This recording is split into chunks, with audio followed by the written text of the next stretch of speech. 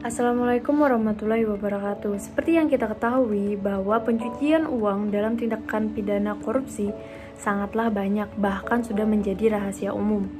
Mulai dari kasus Jaksa Pinangki hingga Mensos Juliari.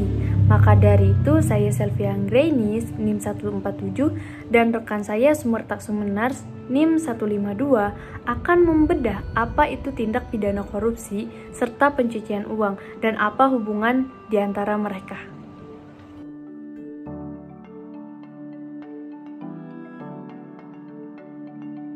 Yang pertama, kita akan membedah tentang apa itu pengertian tindak pidana korupsi. Dari situ dapat kita bagi dua pengertian, yaitu pengertian tindak pidana dan pengertian korupsi. Pengertian tindak pidana sendiri menurut Simons adalah suatu tindakan yang melanggar hukum yang telah dilakukan dengan sengaja oleh seseorang yang dapat dipertanggungjawabkan atas tindakannya dan oleh undang-undang telah dinyatakan sebagai suatu perbuatan yang dapat dihukum. Sedangkan pengertian korupsi sendiri menurut Kamus Besar Bahasa Indonesia adalah penyelewengan atau penggelapan uang negara atau perusahaan dan sebagainya untuk kepentingan pribadi maupun kepentingan orang lain. Undang-Undang Nomor 31 Tahun 1999 mengartikan korupsi sebagai perbuatan yang dilakukan setiap orang yang dengan tujuan menguntungkan diri sendiri atau orang lain atau suatu korporasi menyalahgunakan kewenangan, kesempatan atau sarana yang ada pada dirinya karena jabatan atau kedudukan yang dapat merugikan keuangan negara atau perekonomian negara. Dari paparan yang telah saya sampaikan dapat kita ambil kesimpulan bahwasanya pengertian tindak pidana korupsi adalah perbuatan yang dilakukan oleh seseorang yang dengan jelas telah melanggar hukum, yaitu memperkaya diri sendiri ataupun orang lain ataupun suatu korporasi yang dapat merugikan keuangan negara atau perekonomian negara, dapat dipidana penjara paling lama penjara seumur hidup atau paling singkat 4 tahun. Asas-asas hukum tindak pidana korupsi. Asas-asas tindak pidana korupsi yang terdapat dalam Undang-Undang TPPU Nomor 8 Tahun 2010 yaitu adalah pertama, asas praduga bersalah. Asas praduga bersalah adalah jika terdakwa tidak dapat membuktikan asal-usul harta kekayaannya, maka terdakwa dapat dipersalahkan dengan tindak pidana pencurian uang. Kedua, asas lex specialis. Asas lex specialis yaitu Undang-Undang TPPU ini merupakan undang-undang khusus yang mengatur tentang pencucian uang yang mempunyai peraturan tersendiri baik pendidikan, penuntutan, pemeriksaan, serta pelaksanaan putusan dilakukan sesuai dengan ketentuan peraturan perundang-undangan, kecuali ditentukan lain dalam perundang-undangan ini. Ketiga, asas pembuktian terbalik. Asas pembuktian terbalik yaitu terdakwa harus membuktikan asal-usul dana atau harta kekayaan yang dimiliki untuk membuktikan kehalalan hartanya tersebut, tetapi melalui penetapan hakim itu sendiri. Yang keempat adalah asas in absentia, yaitu pemeriksaan dan penjatuhan putusan oleh tanpa kehadiran terdakwa. Jadi tidak ada penundaan sidang meskipun tidak dihadiri terdakwa, tetapi proses hukum atau persidangan tetap berlanjut seperti semestinya. Yang ketiga, ada unsur-unsur tindak pidana korupsi. Pada pasal 2 dan pasal 3 Undang-Undang Nomor 31 Tahun 1999, junto Undang-Undang Nomor 20 Tahun 2001 tentang pemberantasan tindak pidana korupsi, terdapat unsur-unsur tindak pidana korupsi yang saya akan uraikan. Pada pasal 2 menyatakan bahwasanya setiap orang yang secara melawan hukum melakukan perbuatan memperkaya diri sendiri atau orang lain atau suatu korporasi yang dapat merugikan keuangan negara atau perekonomian negara akan dipidana dengan pidana penjara seumur hidup atau pidana penjara paling singkat 4 tahun, paling lama 20 tahun, dan denda paling sedikit 200 juta rupiah dan paling banyak 1 miliar rupiah. Sedangkan pada pasal 3 berbunyi setiap orang yang dengan tujuan menguntungkan diri sendiri ataupun orang lain atau suatu korporasi menyalahgunakan kewenangan, kesempatan atau sarana yang ada pada dirinya karena jabatan atau kedudukan yang dapat merugikan keuangan negara atau perekonomian negara dipidana dengan pidana seumur hidup atau dengan pidana paling singkat 1 tahun dan paling lama 20 tahun atau denda paling sedikit 50 juta rupiah dan paling banyak 1 miliar rupiah. Adapun unsur-unsur delik korupsi yang terdapat dalam pasal 2 UU PTPK, yaitu yang pertama setiap orang, yang kedua secara melawan hukum, yang ketiga perbuatan memperkaya diri sendiri dan orang lain atau suatu korporasi, yang keempat terakhir dapat merugikan keuangan negara atau perekonomian negara. Lalu sementara itu dalam pasal 3 UU PTPK tersebut unsur-unsur deliknya adalah sebagai berikut. Yang pertama dengan tujuan menguntungkan diri sendiri atau orang lain atau suatu korporasi.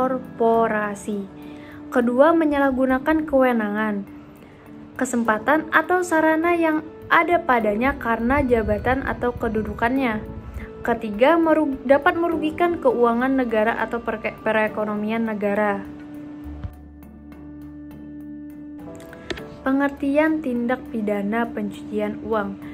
Pencucian uang secara umum adalah suatu perbuatan para penjahat yang menghasilkan uang hasil dari kejahatan yang merupakan uang kotor, perlu dibersihkan dengan cara memasukkannya dalam suatu kegiatan ataupun institusi bersih sebagai tempat pencucian sehingga hasil dari kegiatan ataupun keluar dari institusi tersebut telah bersih sehingga tidak lagi dapat dideteksi sebagai uang kotor yang berasal dari kejahatan tersebut sehingga dapat diterima oleh setiap orang atau semua orang.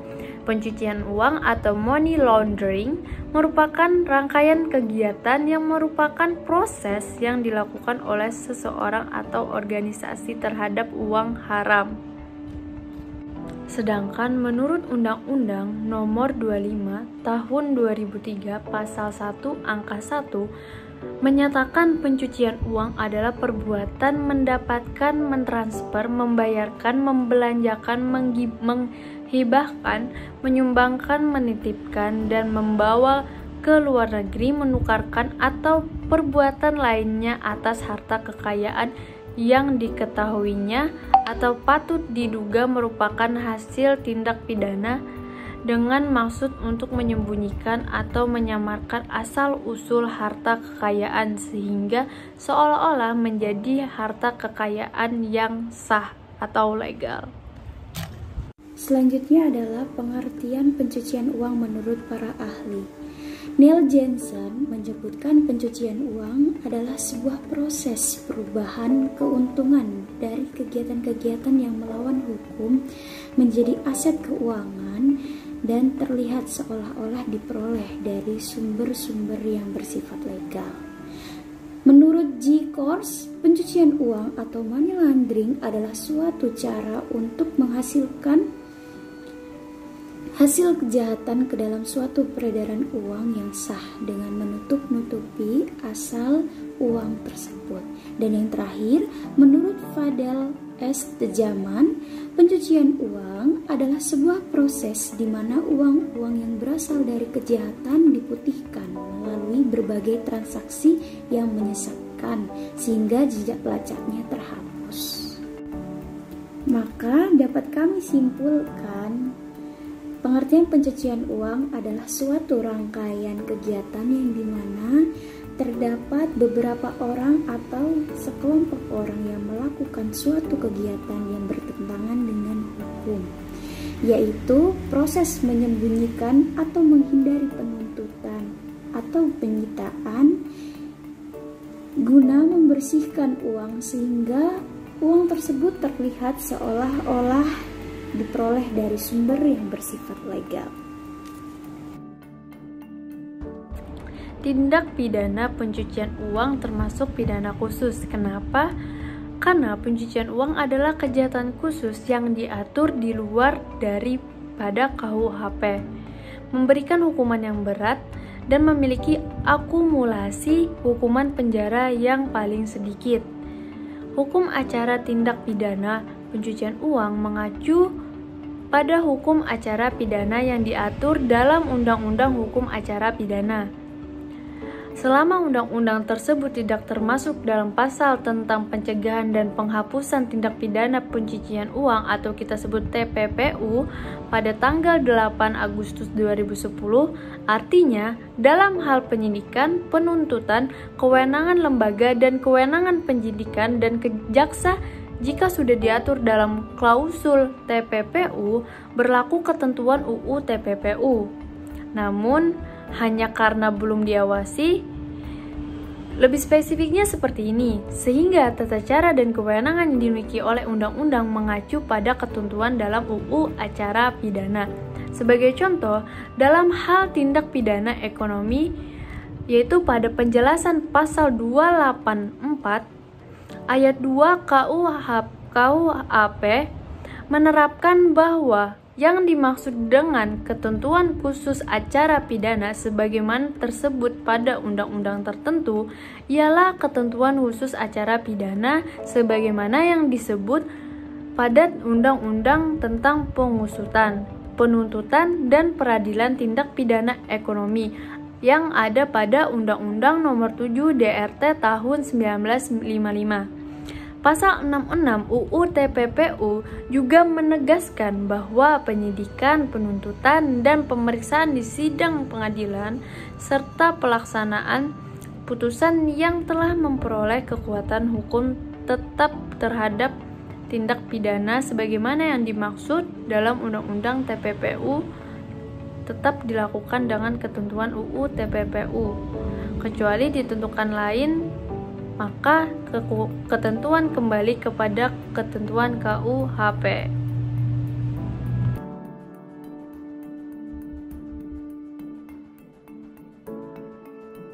Dari pemaparan yang telah kami sampaikan, maka dapat kita tarik kesimpulan hubungan antara tindak pidana korupsi dengan pencucian uang, yaitu tindak pidana korupsi adalah kejahatan yang berasal dari tindak pidana pencucian uang.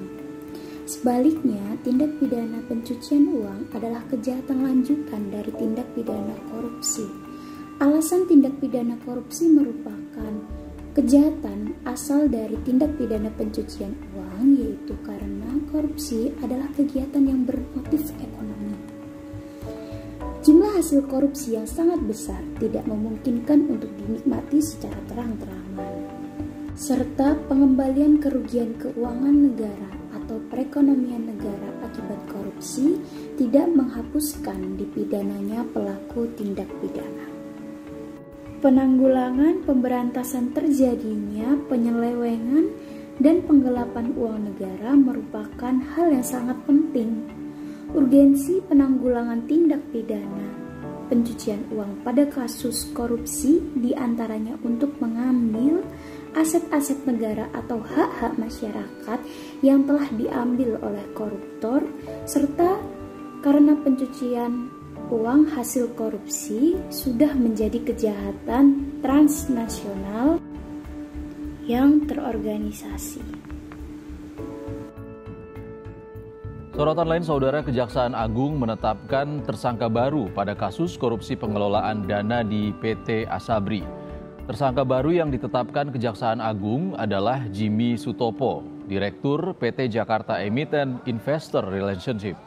Jimmy Sutopo bersama tersangka lainnya yakni Beni Cokro mengatur jual beli saham milik Beni kepada PT Asabri. Jimmy diduga menampung, menyembunyikan dan membelanjakan dana hasil keuntungan investasi itu. Jimmy pun dijerat pasal pencucian uang dan langsung ditahan di Rutan Kelas 1 Cipinang, cabang Rutan KPK.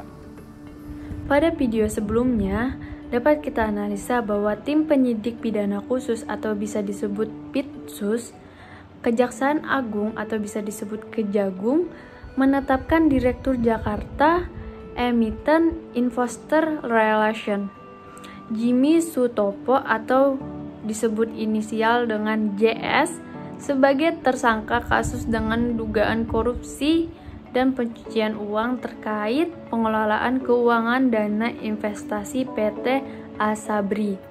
Kepala Pusat Penerangan Hukum atau Kampus Penkum Kejagung, Kejaksaan Agung menyeret tersangka berinisial JS. JS diduga secara bersama-sama dengan Direktur Utama PT Hason Internasional yaitu Beni atau bisa disebut Benjok melakukan tindak pidana korupsi dalam pengelolaan keuangan dan dana investasi oleh PT Asabri. Karena memperoleh keuntungan dengan melakukan tindak pidana korupsi tersebut, JS diduga juga melakukan tindak pidana pencurian uang yang berasal dari tindak pidana korupsi dalam pengelolaan keuangan dan dana investasi oleh PT Asabri.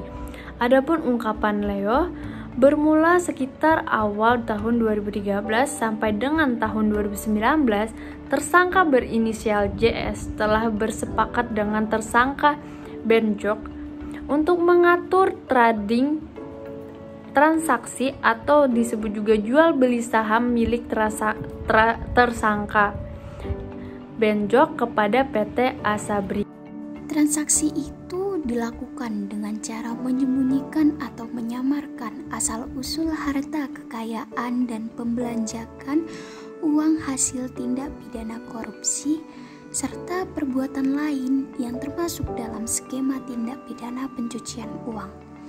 Atas perbuatan tersebut, Kejagung menyangka saudara JS melanggar kesangkaan tersatu.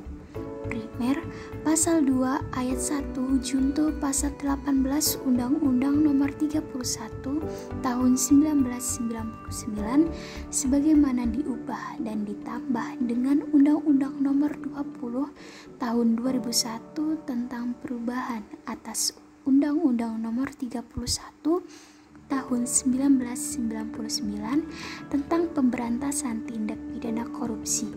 Junto Pasal 55 Ayat 1 Angka 1 KUHP. Subsidiar Pasal 3 Junto Pasal 18 Undang-Undang Nomor 31 Tahun 1999 sebagaimana diubah dan ditambah dengan Undang-Undang Nomor 20 Tahun 2001 tentang perubahan atas Undang-Undang Nomor 31 Tahun 1999 tentang pemberantasan tindak pidana korupsi. Junto Pasal 55 Ayat ke-1 KUHP. Kemudian sangkaan kedua. Pertama, Pasal 3 Undang-Undang Nomor 8 Tahun 2010 tentang pencegahan dan pemberantasan tindak pidana pencucian uang. Junto Pasal 55 Ayat 1 ke-1 KUHP atau kedua Pasal 4 Undang-Undang Nomor 8 Tahun 2010 tentang pencegahan dan pemberantasan tindak pidana pencucian uang. Junto Pasal 55 Ayat 1 ke-1 KUHP. Sebelumnya, Kejagung dalam kasus dugaan korupsi terkait pengelolaan keuangan dan dana investasi PT Asuransi Angkatan Bersenjata Republik Indonesia atau biasa disebut Asabri telah menetapkan 9 orang tersangka.